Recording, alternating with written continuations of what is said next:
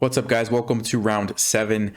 And the title, you'll see the moment in the game where that happened, but I really felt like I had no choice but to sacrifice the piece. We can check with Stockfish to see if Stockfish had other ideas, but anyway, you'll get to see that real soon. I'm going to be honest with you, the fatigue is starting to set in. I had about a 3 hour and 45-minute game this past one, and that's been pretty much average for most of the games, about 3.5 to 4 hours. And it's starting to catch up with me. I'm feeling pretty tired, but I'm going to do the best I can to make this an educational recap like I've been trying to do. So having said that, yeah, let's get into it. I was white playing against David Gaston, 2168. So we're very evenly rated, at least as far as USCF ratings. He plays F5. So this is kind of like the Dutch. If I would have played D4, it would be the Dutch. I didn't play D4, so I don't know what this is called. But F5, G3, Bishop G2, D6, castles, and E5. And the computer actually, instead of castling, likes D4, I guess, to not allow black to get that E5 in so easily.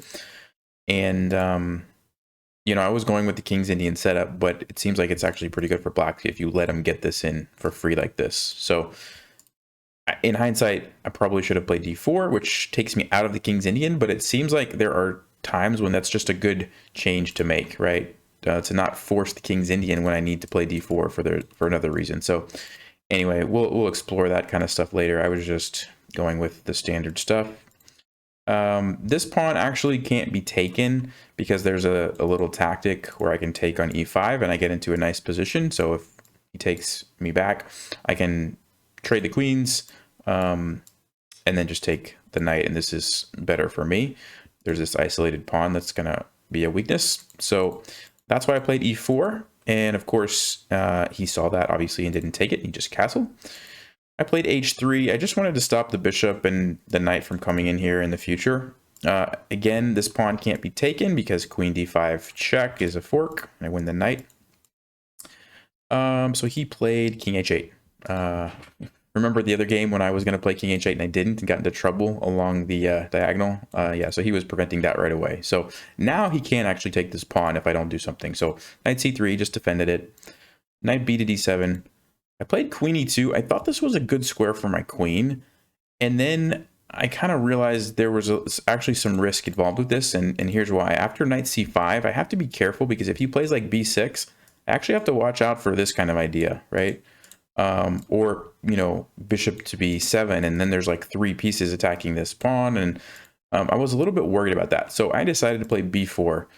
Engine's not a huge fan. It doesn't really care too much. But I didn't want to leave the knight there with the pressure on the e-pawn because of that. I was afraid of like b6 with like multiple threats of the bishop. So I thought, let's just go ahead, gain some space, kick the knight away, and put my bishop over here on b2. So that's what I did there. Queen e8, knight to d5, bishop to d8. I don't think there's much to say here. I was just putting my knight in the center, defending it. He's just kind of playing real solid. b6, I didn't understand this move. I wasn't sure what he was doing at this point. I mean, I wasn't really concerned about this or this. So I just kind of kept doing my thing, put the rook on an open file. I thought this was a good square. Queen h5. So now I'm kind of seeing what his plan is. He's sort of gradually building up an attack on the king side. He's got the open f file. He's got his knights positioned. He actually has his bishops positioned nicely to attack me over here. Now he's bringing the queen over. So I did start to get a little bit concerned here because what was I concerned about? This move, like knight to g5, and then there's like bishop attacking this, knight attacking this, queen attacking this. There's lots of tricky little tactics. Also, this knight is actually pinned. I can't move it or my queen's going to be captured. So I'm like, okay, I don't really like this. So I played queen to d3. I wanted to get out of the pin, and also I wanted to keep this defended. That's what I wanted to do, because there's another thing. I forgot about this. Let me show you this. Let's just say I would have moved somewhere else, like maybe queen c2. Now he's got this idea at some point. Takes, and then there's a threat with the rook here where he can stack the rook and get 2 pieces. So there's a lot of things going on here. Lots of threats with the bishop, with the rook, with the knight, and then this knight coming over. And so I thought queen d3 is the best square. And then he goes here, and I'm like, what is this guy doing? Look, I mean, he's got like almost all his pieces, sorry, on the back. Like, wow, but solid. I mean, he's playing solid. Like, there's not really too many weaknesses, and I do like I still have to be careful for this stuff, right? So, and now his bishop is kind of there too. So I played knight h2. I just wanted to get out of that threat so I can like use some of my pieces, and also I don't remember why else. I think there was a reason, but I'm having a hard time remembering. So I played h4. Basically, I just wanted to, why did I play h4? Ah, yes, okay. So h4 forces the bishop back here. And now that the bishop's off of this diagonal, I can play knight to e7. And I had a nice idea here. First of all, I have some little tactics. So for example, queen to d5 threatens the rook. And then if the rook moves over, I can take the bishop, and then my queen can take the knight, right? So there's like some tricks there. But also, I mean, I was expecting that he was going to play queen f7 and threaten this. So he did play that. I had this idea, knight to f5. And I'm blocking this off. I'm threatening to take that annoying bishop. And yeah, I felt like now I'm actually feeling pretty good about my position. g6, I expected this. And so the point is that if I take the bishop, he's going to come down here, check. I have to go over, and he's going to take this. And I felt like I wasn't doing great in this position. Engine says it's actually just even, so I could have went that route. But I found what I thought was a really cool move, knight to g4. And my point was that now if he takes me, I can take here. Queen has to move somewhere, and then I can take with the knight, and I'm in good shape, right? But he just played bishop g7, and black's actually better. So yeah, there's that. Now I did have a move that I didn't see in the game, but Stockfish found it. So if you want to pause, here's a moment you can try to find this one yourself. White to play and play a cool move. And if you're ready to see, the move that Stockfish says is bishop takes e5 check. And basically the point is, remember what I just showed you, how the queen came down here and then took my bishop? Well, we're going to just get rid of the bishop first, get a pawn, and then we're going to do the same thing. Just take the bishop, let him come down here, move our king over. There's no bishop to take. And I don't know what black's going to do. Black's going to play some random move, but the point is we basically won a pawn from that. So 3-6, 3-6, it's still even, but I don't know. I guess the fact that this is open is much better for us because Stockfish says we're just much better here. So anyway, I didn't see that. I didn't see bishop takes e5. Yeah, it makes sense now that I see it, but I didn't see it in the game. So I played here, rook to d2. So this is where I sacrificed the piece. And I felt like this was the only move, rook to d2, because here's what's going on. If I take the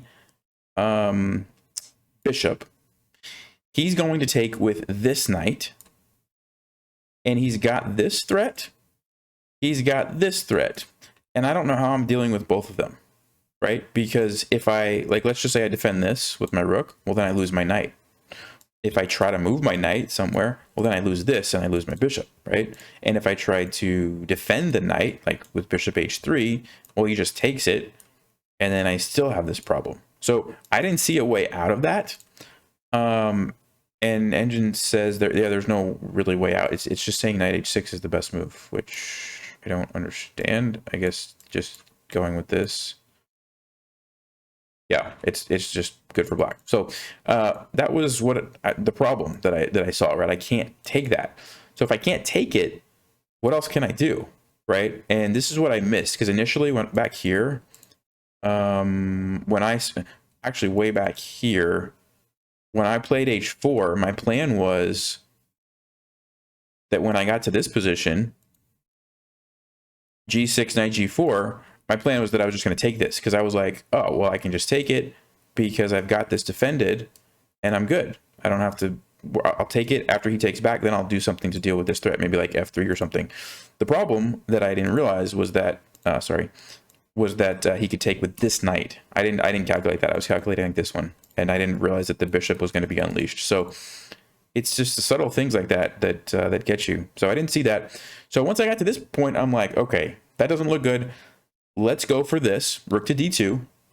And even though I was sacrificing the piece, I had a nice idea. He took it, I took back, and here's my idea. The bishop is now unleashed, hitting the rook, and I'm attacking this knight. So if he tries to save his rook, I'm taking this knight, and I've got this threat defended, so I don't have to worry about that, and I feel like I'm doing pretty good here, right?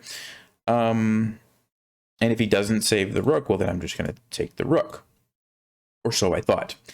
And he thinks for a while, and he plays knight to d4. Really good move. It's a really, really good move. The point is that if I take the rook, he's got bishop takes f5, tempo on the queen, and he's also forking the knight. And so I'm in trouble, right? How do I move my queen to defend the knight? I can't, because I would want to go here or here or here. And all those squares are covered, right? The knight's covering everything. And if I play bishop e4, he just takes, knight f3 check. I'm losing my rook. And black's just completely winning. So that's what I realized. I can't just take it. And if I take the knight first, he can still take here. Okay. I have to move my queen somewhere. The question is, where do I move it? I got to defend my knight, right? So I got to go to e2 or f3. These are the only options. If I go anywhere else, like just some random move, I'm just losing my knight. So he can actually just save his rook, and then he still has the attack. I'm going to lose a piece. So basically I have to go to e2, but then he has, let's see, what was the move? What was the move? E takes d4. Yes, e takes d4. The whole point of this was that I wanted to take his rook, right? And then he has this one, d3. And now my queen's under attack and my rook. So I'm losing. So you can see, like, there's just so many tactics here. So that's why this was such a great move. Knight to d4 was an amazing move. So yeah, bishop takes a8's no good. Taking the knight's no good. So finally I decided to play f6. I thought this was kind of clever, because I was thinking, like, okay, if he takes my knight, I'm going to take this with check, and then I'm going to take the rook. And then I thought that was at least decent for me. And what was the other thing? Yeah, that's what I thought. But he just took it, and then I took, and he took, and now I realized I'm in trouble again, because now there's this threat. So wait, what's the threat? Sorry, guys, I'm having a moment. I know it's bad for me. Yeah, this. Okay, I think this is the moment in the game. Let me check. Queen f6. Queen takes f6. Yes, this is where I spent like 20 minutes. No, like 15 minutes. Okay, but I couldn't figure out what to do. Like, I just couldn't find any good moves. If I take the rook, he's gonna come here. Bishop f5. Again, this bishop f5 move. Got to move my queen somewhere, but where am I going to go to? Doesn't really matter. He's going to just take it, right? And then I'm just kind of losing, what am I, down a... Yeah, he's got 2 pieces for the rook, which is good for black, right? So that's not really what I wanted. The other move that I could try was to take here, but that doesn't really help me. I still have the same problem. He's going to play bishop f5 again. I have to move my queen somewhere. He's going to take this. And the same thing, I can take, he takes, and now he has 2 bishops. However I look at it, it was just not good. So what did I actually play? I don't even remember what I played. It's been one of those days. Yeah, I took it. I thought that was the best option. I think it was, according to Stockfish, but it's just losing. It doesn't really matter. I'm just lost here. So queen f1, rook takes a8, f4. So at this point, I just started to kind of move quickly. We were getting a little bit into time pressure, sort of. He had more time than I did at this point, but I was like, I'm lost. I'm just gonna have to play quick and hope something happens in like time pressure, if I can even get him into time pressure. So I played f4. He brings the rook over. It's a good move, lining up on the king. I took this just because I needed to get that knight out of there. King h2, and I thought, like, okay, I've got these pawns. I've got my rooks. Maybe I can get some sort of a fortress where the bishops can't really do anything. The big problem is this pawn. Like, this pawn is just, I have to kind of sit there and monitor it, and it's just going to be defended by a bishop, and like I can't ever really take it, right? And so you're really going to see in this game like why the 2 bishops are like almost always better than a rook. So I went here. I was trying to just prevent like the queen from coming in. So rook c1. Queen here, he's lining up, getting ready for some tactics here. Queen f3, h5, and I was like, well, may as well just push some pawns, try to open up things for my rook. I didn't really know what else to do. He plays bishop d4. I took this. He plays bishop e4, and now I invite you to pause the video. What move do you think I played here? It's kind of a cool move. Unfortunately, it doesn't actually like win the game, but it's very tricky and an interesting move. What do you think I played? If you want to pause and think about it for a minute. And if you're ready to see, so first of all, my queen's being attacked, right? So if I move my queen, well, where can I move my queen to? I can't go here, I can't go here, I can't go here, I can't go here, I can't go here, I can't go here. I can't take this, I can't take this. The only place I can move my queen to would be right here, or right here, right? But if I do that, the queen's coming in, checkmate. So basically, it looks like my queen is trapped or I'm getting mated. That's why I had to play f5. And I'm basically saying, if you take my queen now, I'm going to take your queen. And now I actually have a couple of threats. I have this and this, which are both kind of legitimate threats. I'm going to fork the bishops, or I'm going to go over here and potentially, get a queen. So that's kind of interesting, right? And then there's like lots of moves that black can play here, but like not all of them are actually good. So like, for example, what's another move that I was looking at? Like if he tries to just take the pawn, I was actually considering just taking on e4, and I think I can survive this. Check, king here, and there's like not actually mate because I can block with the rook. So this is one of the lines I was looking at. Engine says I'm not very smart, but yeah, Engine says queen h6 actually was a really good move because it's the rook here. But anyway, it was a tricky move. He did find one of the good options though, after thinking a while, but he did find it. Queen takes f5 is just the simplest, and then I have to take it. Takes, and yeah, there's not really anything to do here. I should have taken this way. Engine says it's a little bit better, but I didn't really see what to do after this move, bishop e3. Engine says rook f1, and I can play the game on rook f1. I thought he was just going to take this, and then I can do something like this. Yeah, that would have been a better try. Anyway, I didn't see that. I had to make like a quick move. I was getting low on time, so I just took this. And then he went here. I tried one last trick. It doesn't actually work, and he just took everything. Traded the rooks. Went there, and there's just no way to stop this pawn. He's going to just put his bishop here, get a queen, and I have to sack the rook for the queen. So I resigned. Yeah. I'm going to be honest with you. I'm getting tired of losing. But I'm playing like good players. That's one of the things about this section that I'm in. It's the master section, so like everybody is a good player in this section. So even though I'm losing games, it's not like, oh, well, now I get an easy opponent. It's just everybody's just a good player.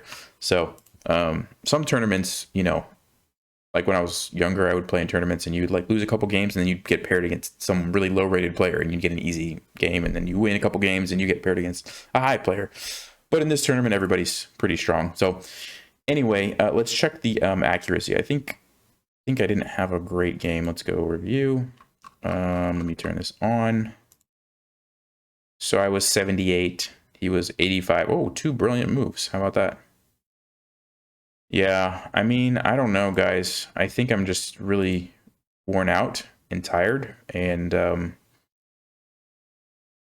I mean, I don't even know, like if I go back on this game, like I never really had a great moment to even like try to do anything.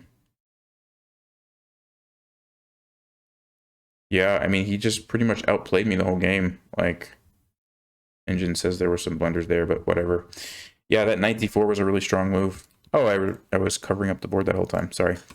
But anyway, I wish I could give you some different news and show you like a cool sacrifice that actually works and leads to a victory, but doing the best I can. Unfortunately, I'm not getting the victories. Kind of feels bad, but it also, I'm having fun. I'm glad that I'm able to play chess and have fun. I was talking with my wife earlier, and we have a friend who has cancer, and pretty sure she's probably going to die soon. And so just the fact that I don't have cancer, I'm healthy, I'm able to play in tournaments and have fun and do that. Even if I lose every game, I have a lot to be thankful for. So yeah, just kind of depends on how you look at things. You got to think about it in the right perspective. So anyway, I didn't mean to go off and preach a sermon there, but hopefully you guys enjoyed the recap. 2 games tomorrow. I'm going to have fun with them. I know I said I was going to play King's Indian this whole tournament, but I might just do something crazy tomorrow. Just because I can. We'll see. I don't know. I'm not saying that I won't play the King's Indian, but I'm thinking about not. And I don't even think it's necessarily that the opening is bad. I think I just don't have a lot of experience playing it in high level games right now. And so I might just change it up. But we'll see. Anyway, I'll talk to you guys tomorrow. Take care.